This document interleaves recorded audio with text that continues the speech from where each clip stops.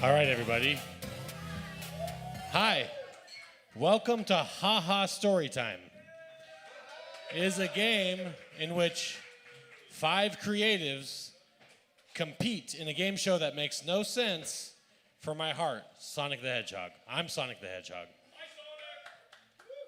Let's have our competitors come to the stage real quick. Leslie Julien, John Baltisberger, M. Lewis Dixon, Susan Snyder, Ryan Bradley. Give them all a round of applause. Here's the thing, though. Everyone on the stage has competed before, so they know what they're in for, except for Les. How do you feel about that? Not terrified. Great. So, to determine reading order, we're going to play a game of Plinko.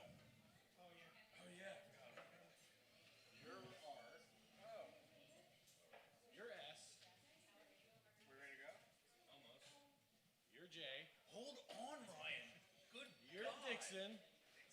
So obnoxious. And you're blank. Okay, everyone, just put your Plinko pieces into the Plinko board.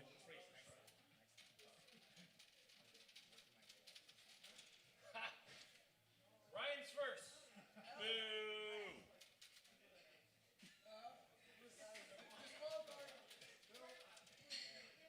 Susan third. John second. All right, that's fair.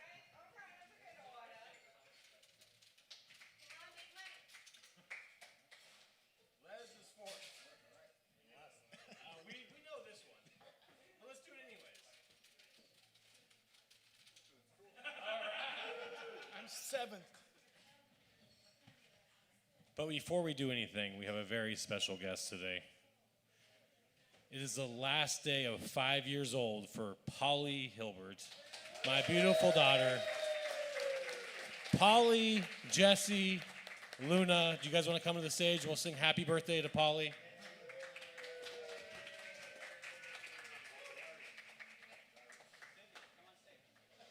Sydney, also. Where's Sydney?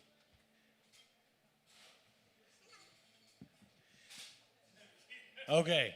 On the count of 3, we're going to sing happy birthday, the traditional happy birthday song. 1, 2, 3. Happy birthday to you. Happy birthday to you. Happy birthday, dear Polly. Happy birthday to you. Polly, do you have anything you want to say? Quack, quack. Quack, quack. And since Polly... Huh? Oh, Luna, you want to say something? None of your business. None of my business. Jesse, do you want to say something? Ooh, Batino Duty. All right.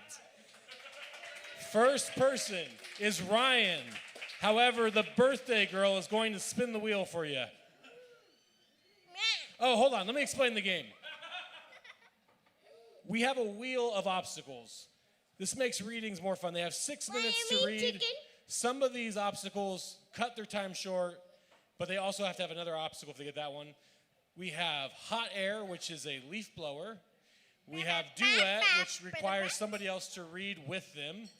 We have heckler, which is just an amazing thing. And we have a couple other obstacles. But birthday girl, how about you spin that wheel?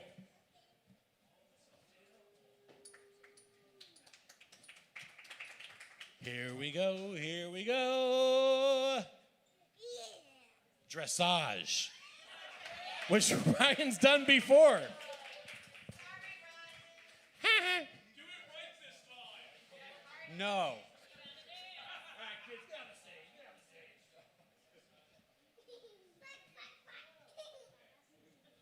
stage. Ryan, how do you feel? I feel good. I feel good. I do not want to read this story in front of all these children, but this is what I got on my phone right now, so this is what we're going to do. I guess I'm going to... Hold on. There's a timer. You forgot about the timer.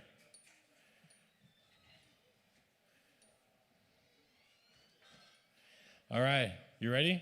Ready. Let's do it. I heard what you said, Big Bash. that you were going to power bomb me through a table onto concrete blocks and break me in half. And you might. You said that you were bigger than me, and that's definitely true. Like 200 pounds bigger, maybe a little more.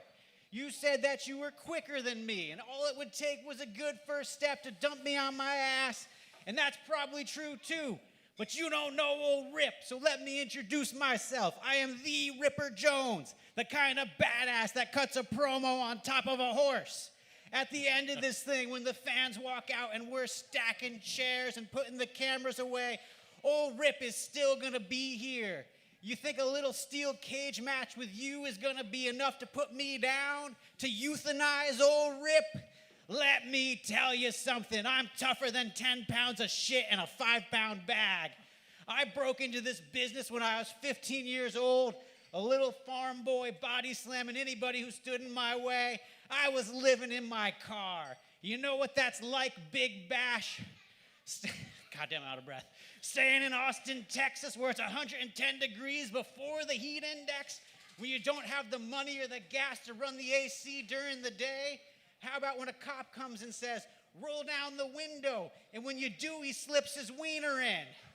And then he sees you're not the sex worker who normally parks there in a similar car and hits you in the stomach with his nightstick because he's so mad. Imagine this. You've been eating nothing but the burrito orders that Chipotle got wrong for weeks, and you get hit in the stomach, and you look up at the sky to a God you know isn't there and pray that it comes out as vomit.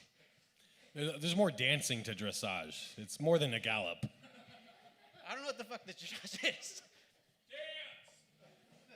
But it doesn't. You don't have the money, so when the cop wails you on the stomach, you're just wearing the only thing you own, a pair of red wrestling tights. Then 3 weeks of burrito all swelling in there because you've been picking out the vegetables because you don't like them and you were too young to understand the importance of fiber, comes out in your pants. And then the cop calls for backup, and they all tee off on old Rip. You think you're going to be able to do something worse than that to me in our steel cage match? You think your power bomb is worse than the smell of the unlaundered, shit-stained trunks I had to wear to my next match and while I'm riding this horse? How about this, Big Bash? You think you're strong, you think you're tough, but old Rip has been knocked down emotionally, too. See, 15 years ago, the manager at the Chipotle where I've been stealing dumpster scraps took pity and gave me a job. I worked my ass off, got an apartment, wrestled everywhere I could, and then I met a girl, the girl of my dreams, in fact. We fell in love and danced under the moonlight with all our friends and family and this horse. My daddy came up to me and he said, son, I'm proud of you. You did good, kid. The only time he ever said that, my entire life, my father only told me he was proud of me one time. 10 years later, I found out that girl, that beautiful girl who became the mother of my children, held me at my lowest lows and celebrated with me at my highest highs, left me for the same cop that hit me in the goddamn stomach with the nightstick. So tell me again about how you're going to stuff my mouth with thumbtacks and then super kick me in the jaw like it's going to hurt so much. They kicked me out of the house I paid for with the championship belts I earned. They're fucking in my bed right now. And you think your big-ass protein powder puffy muscles scare me? And now you want to talk about how your legacy is going to be built on retiring old Rip? Let me tell you a little story. When I was 14, my father took me aside and he said, Ripper, we got a problem. There's not enough food for you and your sisters. The thing in the barn keeps eating all the farm animals. Old Rip said, Daddy, what thing in the barn? And my old daddy's forehead creased, and he sighed, and he said the thing we didn't talk about, the one with 1,000 teeth, the one that creeped across our farm in the night, and that if we didn't do something, it was going to get my sisters. Old Rip wasn't okay with that.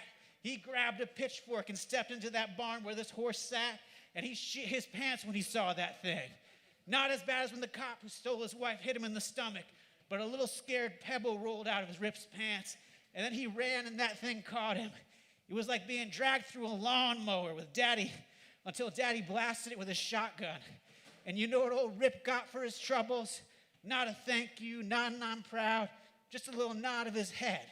Like that was all worth me getting mauled by some strange creature was worth. You know what that does to a man's self-esteem? You want to talk about dragging me to hell, but it's like saying you're going to drag a fish into the water. So yeah, Big Bash, you might be bigger, you might be faster, and you might pile drive me onto the concrete floor and split my head open like a cantaloupe, but you're not going to put a rip down. And if you did, you'd be doing me a favor. If you'll excuse me, I got to clear the decks before our match. Wow, 20 seconds left. 33 to be exact. How do you feel about doing dressage for the second time? I mean, my cardio is better than it was last month. Great. I've been training for this eventuality. Yeah. I think you're going to have to look up some dressage videos. What? Dressage videos I'm online. going to do no such thing. Okay. I will not do that. I hope you get it every time. I hope so. It's really easy. You wrote Say Uncle, which I just finished. I loved it. It was amazing. Thank you. What else? Are you selling stuff right now? Yeah, I'm selling. I got 4 books up here. I got Say Uncle. It's the story of a high school boy whose uncle moves into his room, and the high school boy goes back in to steal his favorite nudie magazine and finds his uncle has a eldritch book there. Black Magic. Bad Connections and Dumb Bullshit for Brilliant Idiots are short story collections. Dumb Bullshit, I think all 4 authors that are here was 4 of us wrote it together. Well, Andrew Hilbert's not here. He's We've not only here. got Sonic the Hedgehog. Yeah. And Saints Blood's my first book. It's about a college professor who gets kidnapped by his students. They're draining his blood. He's trying to get away. He doesn't know why. It's also a very good book. Everyone, give it up for Ryan C. Bradley. John Baltisberger. John Baltisberger told me he was going to be wearing shoes today, but I see his toes are uncovered. You told me not to. Oh, okay, great. You said I will be wearing shoes. Hold on. What'd you get? Oh, I hate you so much. He got duet. Miguel, would you do the honors of doing duet with him? Duet's a new one. So before duet, we had Cuck Chair, which I felt was too devastating. It was where the author sat alone in a corner while somebody else read their story. This at least gives them half a story to read. Do you want your own mic, Miguel? There's yellow all over it. We have one script, so.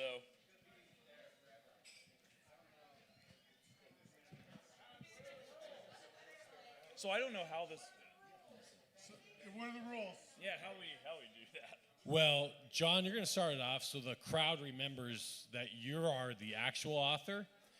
And then one paragraph you will read.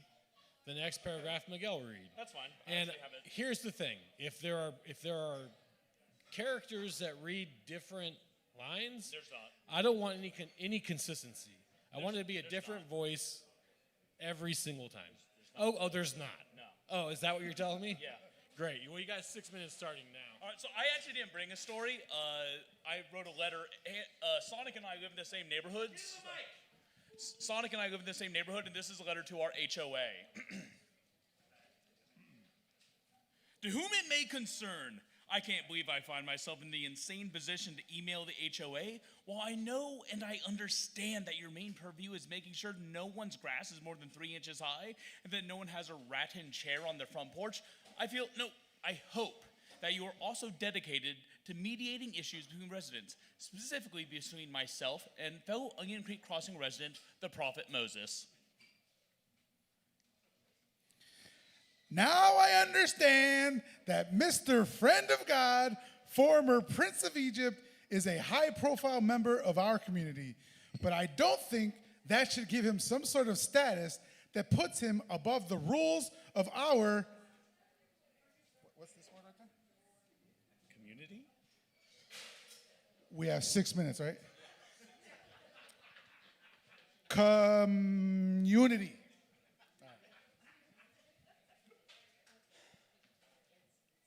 For instance, the other day, my kid playing in my backyard accidentally knocked her soccer ball over the fence into Moses' yard. No big deal, right? It happens. Well, he completely lost his shit. He stormed out of his house, hair all crazy, shouting about how we were blaspheming against his petunias. He even grabbed his giant stone tablet from God knows where and waved it around saying he was gonna make some new rules to really show us. What's up, Josh? How you doing? How's everybody doing? Yeah, woo! At first, it was kind of fun, you know. We had a wacky neighbor, like it was a sitcom. Well, let me tell you, the shine comes off that fucking apple real quick. They always show Tim Allen talking to his level-headed neighbor over the fence. They don't show the whole crisis from the neighbor's point of view, like when Tim builds a hot rod and then the entire family reenacts the Grease Lightning dance from Grease, with Tim lip-syncing and fumbling through choreograph. That's a real episode. It's a real fucking episode. A real episode that Tim's neighbor, who I assume is just the Hat Man, had to watch from his yard, wondering every minute what new nightmare would emerge from the garage, grunting like a constipated ape. That's what it's like living next to Moses, only amped up to like a, what's that word? 1,000. 2 weeks ago, I see Moshe is over there on his porch staring into my yard. Weird under the best circumstances, but my daughter's out there in the pool, so I was a little uncomfortable. I go tell him to mind his eyes, and he goes ballistic. He starts screaming that I'm the one sinning and coveting, and he said that our dumb house and pool were an eyesore because of all the blood.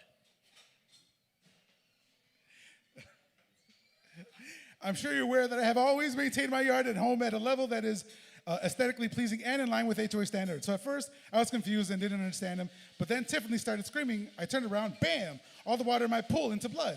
Do you know how hard it is to drain a blood pool? How difficult it is to disinfect an entire swimming pool? He said he was gonna summon a plague of flies, but I'm pretty sure he was full of shit, and it was just all the human blood that attracted them. And then, because there were goddamn flies everywhere, like enough to blot out the sun, frogs showed, what's that word? Up.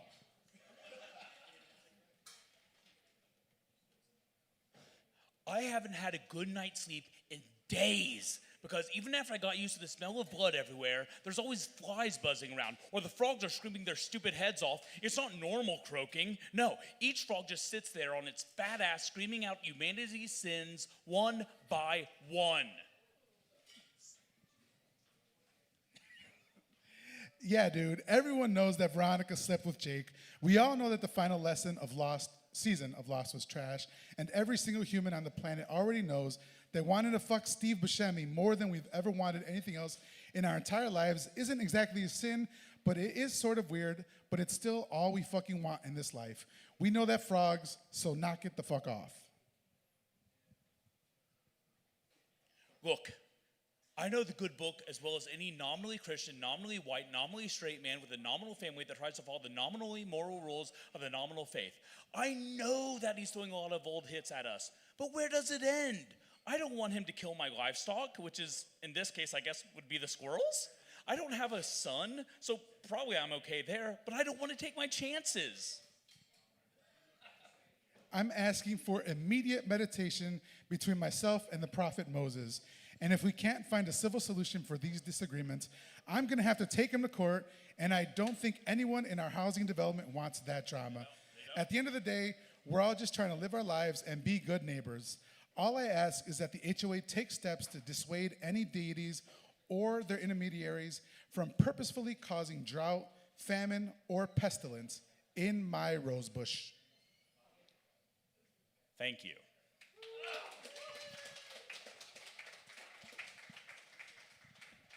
Hey, John, Miguel, stay on the stage too. Why don't you stay on the stage?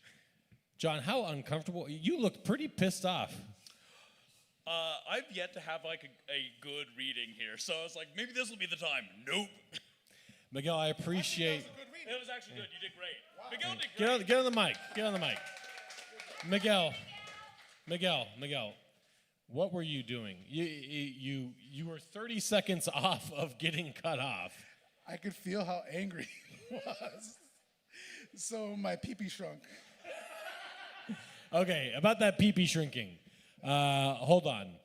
John, what are you selling anything here today? Well, you said such nice things about Ryan. What'd you think of my last book? It's still on my piano, so it's next in line. I have a book called Vicar of Fists. It's brand new. It's about fist fighting the Pope to death.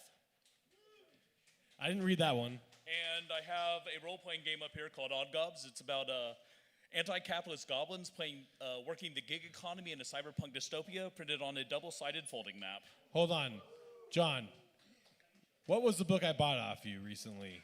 I can't pronounce the first word. Dybbuk in the Doorway. Dybbuk in the Doorway. That's next on my TBR pile.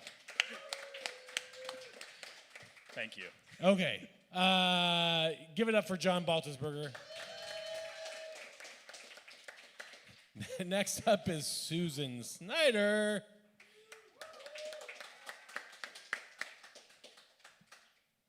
Hi, Sonic. Hi, how are you? How about you take a spin?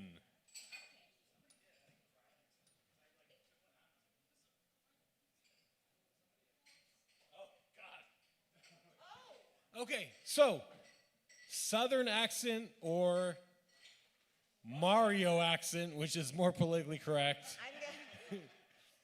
I gotta do a Southern accent. Okay, do Southern But accent. You're It's gonna do gonna your story. be it's gonna be kind of difficult. So I just wrote this song. Well, it's like I changed the lyrics to one of my favorite songs, and you guys might recognize the tune. But I'm gonna have to slow it down because I thought it was 3 minutes. Oh no, yeah. So I'm gonna try to do it in a Southern drawl, which should slow it down I mean, considerably. we could cut it back if you'd like. We could do 3 minutes. Make You it can have that challenging. time back. The timer is going. Okay. Okay. So yeah, maybe you recognize the tune, but you'll get what it's about, like as I go along. Okay. What's this? What's this? The stink is in the air. What's this? A fluffy derriere. What's this? A dog park full of treasure. In my mouth it brings me pleasure. Nom nom. What's this? What's this?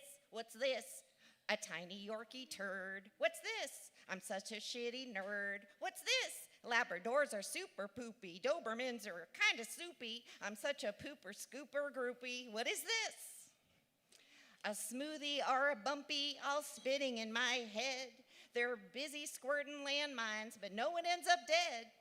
The piles and pull-ups and logs, their owners cringe with shame. With a bag or in the mud, I collect them just the same.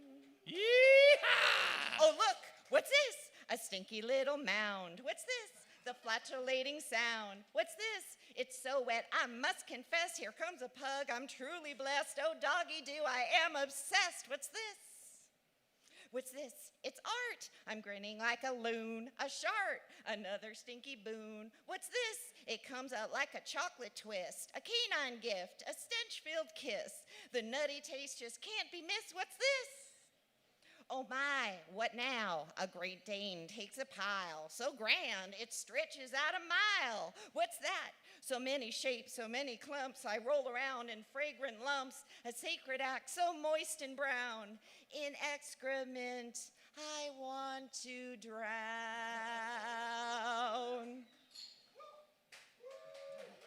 That was. What are you implying? Now I'm done. You're done. All right. Let's give it up. Hold on. It was a very nuanced Southern. Yeah, it was like someone who didn't want to offend Southerners.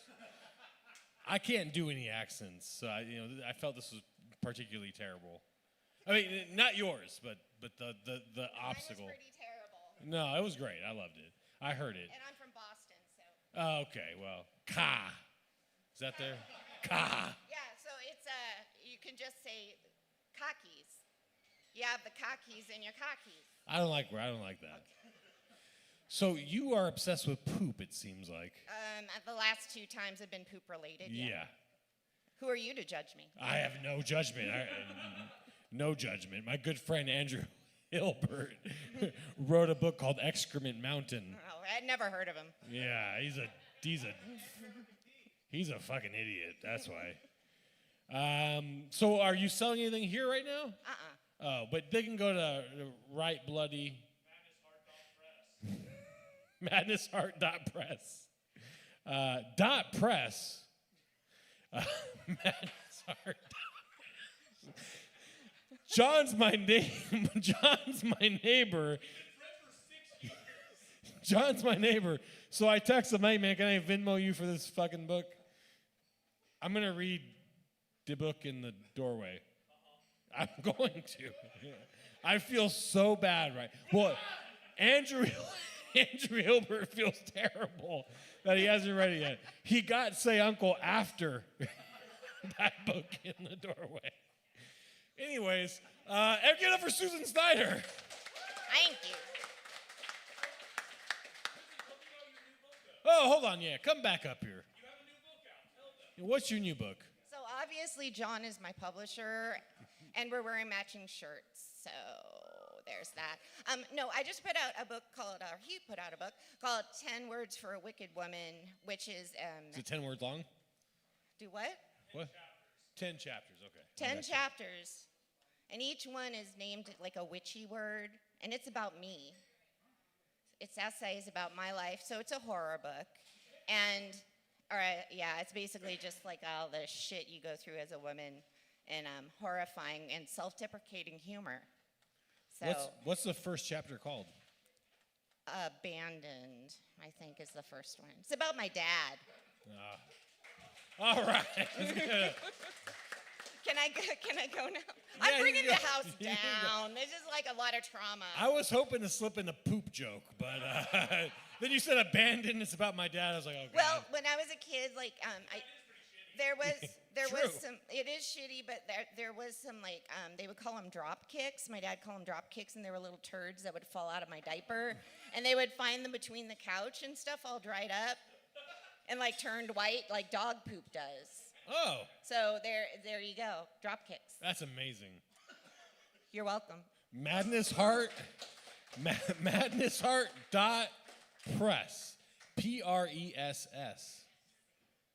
No.com. Okay, Leslie, I feel really bad about this. But here's the thing. I'm not going to allow any repeats. So if you get something that I already repeated, I'm going to spin again. Give it up for Leslie Julien.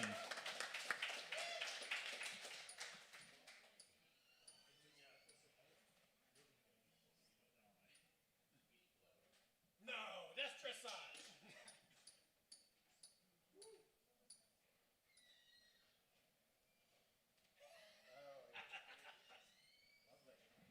Heckler. Miguel, here's the thing. We have an audience of thousands online, and they need to hear you. And we're connected directly into the PA, so you have to speak into the mic. And I want you. I've already lost one friend. No, I still love you. I'll never talk to you again. Hold on. I'm going to start the timer. Hold on. But you get 6 minutes. It's all good. Here we go.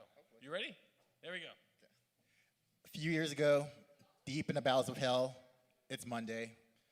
Of course, it's always Monday in hell.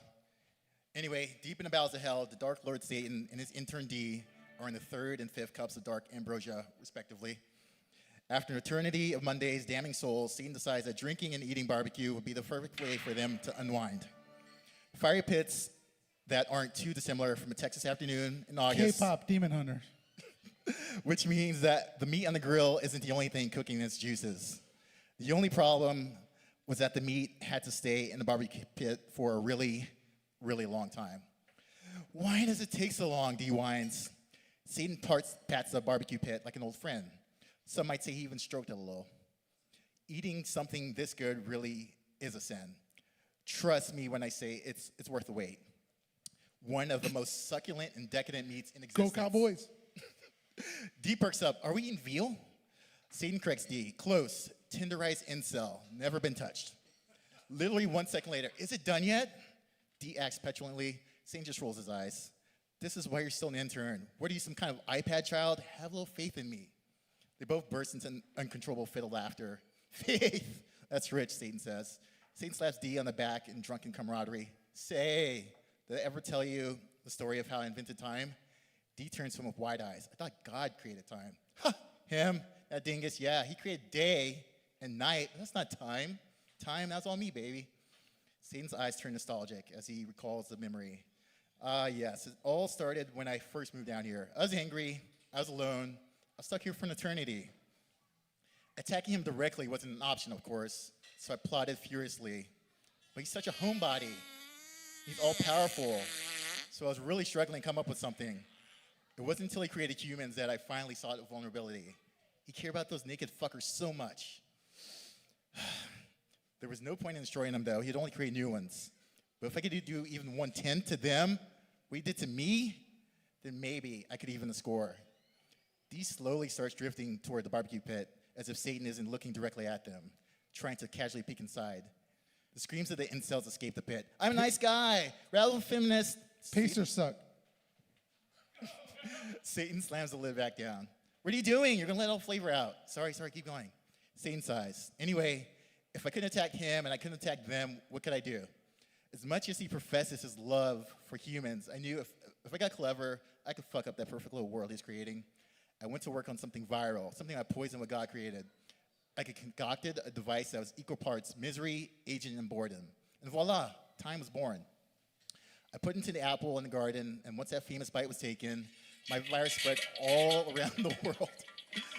God said that he was punishing Adam and Eve's wickedness, but that's just bullshit. He didn't cover story after what I did. I was making him look bad. He can protect his precious humans. He really did let everything fall right into my hands with his free will shtick.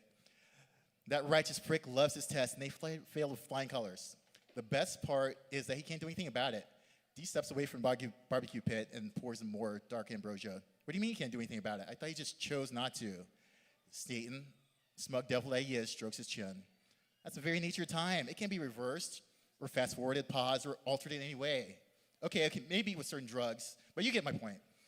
At best, it can be recorded. Time is like glitter. There's no getting rid of it. I've inextricably linked it to all life on Earth. He would have to wipe the whole slate clean and start over, but I think we both know that's not happening. Great job, boss. How long until the food's ready? Oh, not much longer, just another decade or two. Great job, boss. Do you not see how cooked humanity is? I've created ultimate micro-torture, little hell on Earth. The DMV, that's me. Layovers, that's me. Those long red lights in the middle of the night, that's your boy Satan. Give me some credit, damn it. Dee tries their best not to sign in front of their boss. Hayden, Adventure Time, had really reminded them of something they've been working on. Since we have so much time to kill, Satan gives them a look. Since we're given the barbecue space to thoroughly marinate, maybe I could run something by you. Satan raises an eyebrow. All right, some initiative. I'm listening. Dee resumes. Okay, you want to kick humanity while they're down? I got 2 words for you. Artificial intelligence.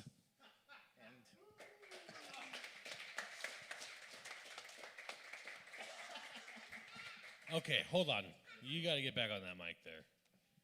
You have a Kickstarter going on right now, don't you? I do. If you're into... Is it Kickstarter.donate?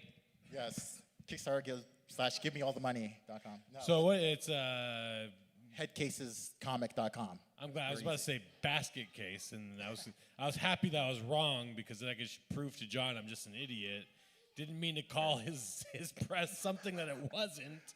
Something totally different. Yeah, if you're into fast-paced action thrillers about kids that steal shit, severed head inside of a bag, check it out. It's basically Ferris Bueller's Day Off meets Pulp Fiction. So live on Kickstarter now. It's fun. It's crazy. It's cool. Did you? So you drove all this way from San Antonio. Yes. Did you bring faraway lands? Did you bring anything to sell? I did not. I had no foresight. I mean, are you disappointed? Tiny bit.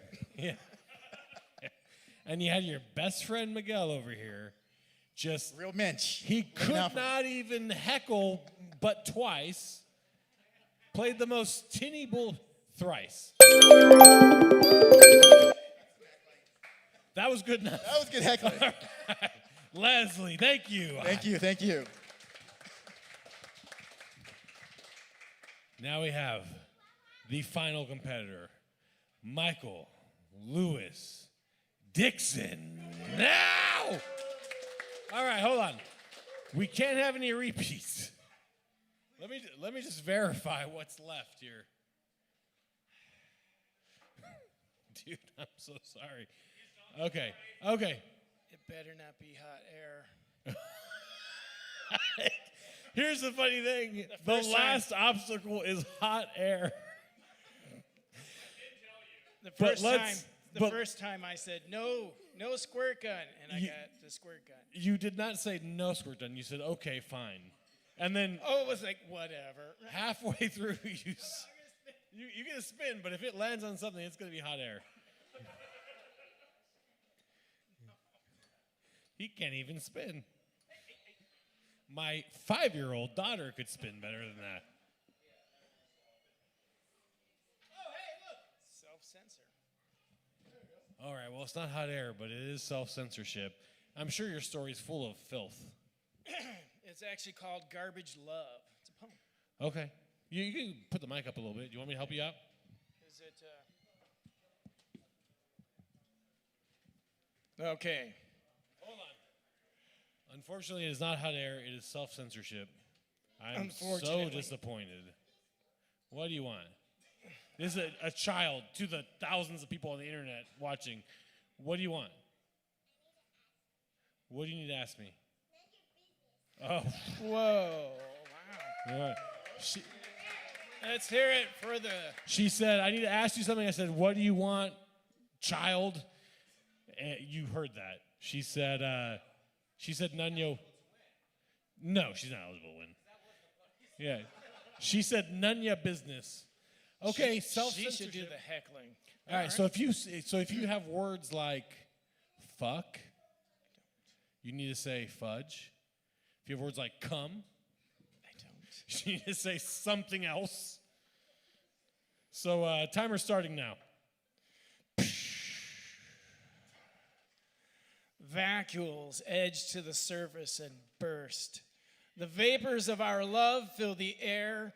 Viscous sheets of our passion slough and coagulated clumps patter and plop around our many, many feet.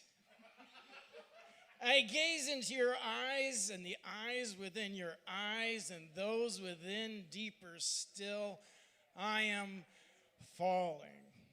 Upon our putrid heap we stir, within layers coated in decay. This is the obstacle.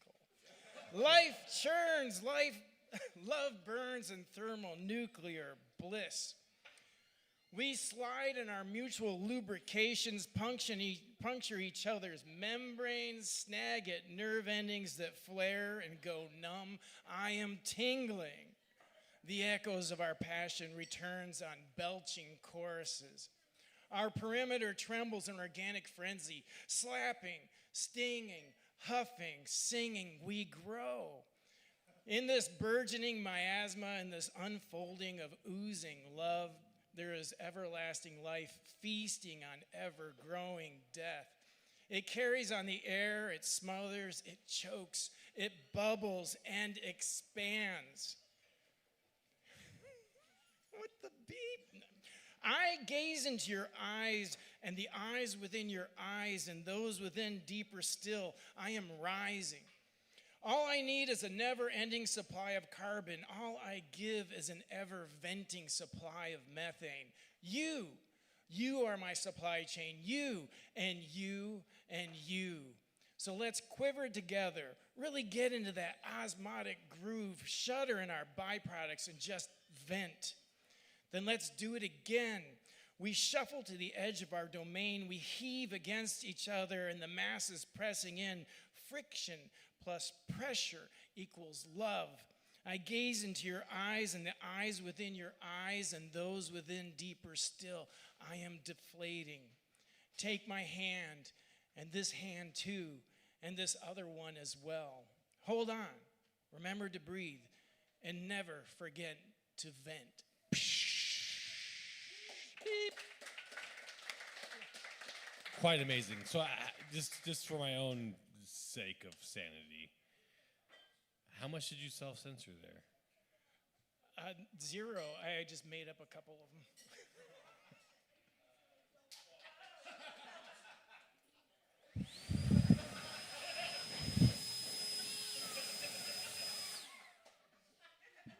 Hey, Michael, did you bring anything to sell? No, I didn't bring it. I'm sorry, I had to do it. Did you bring anything to sell? There is a book over here. I'm not going to do it anymore. I swear. I promise. Dumb bullshit for brilliant idiots. I'm in that. I am one of the idiots. Cool. Brilliant. All right, everyone, give him a round of applause for Michael Lewis Dixon.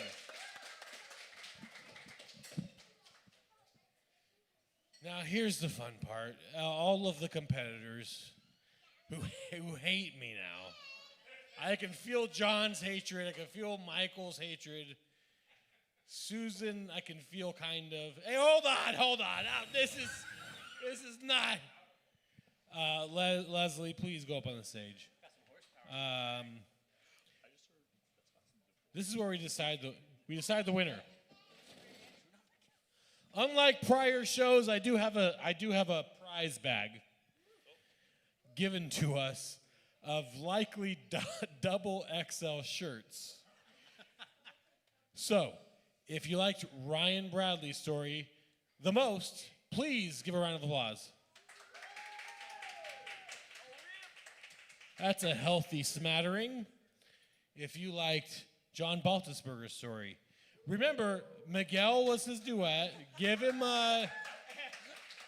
it's a healthy smattering. Susan Snyder. These are pretty equal. Michael Lewis Dixon. Leslie Julien. This is close. Hold on. Ryan Bradley. John Baltisberger. More. Susan Snyder. Michael Lewis Dixon. Leslie Julien. It sounds like, okay, so I have I'm a hedgehog. My ears are very attuned. I feel like it was between Susan Snyder and John Baltisberger. So everybody else get the fuck off the stage. John Baltisberger. Susan Snyder.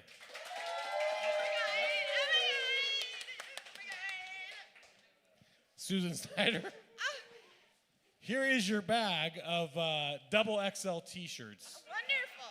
And also, you get to sign with your initials this beautiful piece of art of a beautiful person. That's what I really wanted to do. And we're going to play a song written by Sonic the Hedgehog right now. I'm just an eel, unfulfilled and wet. Can you want to open the bag? I'm just an eel, slowly getting fat.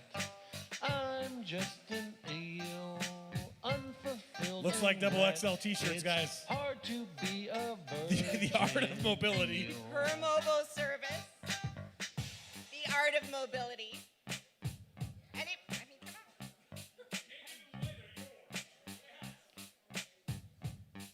Oh, wait, hey, no, this is, I'm keeping this one. You can go to a work function in that. Oh, my.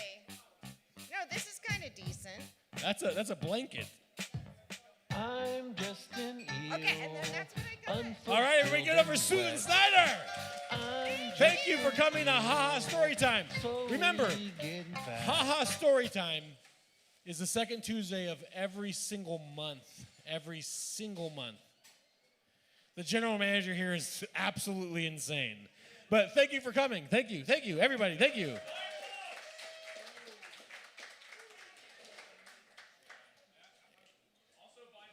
Yeah, buy books. And also remember, it's madnessheart.press.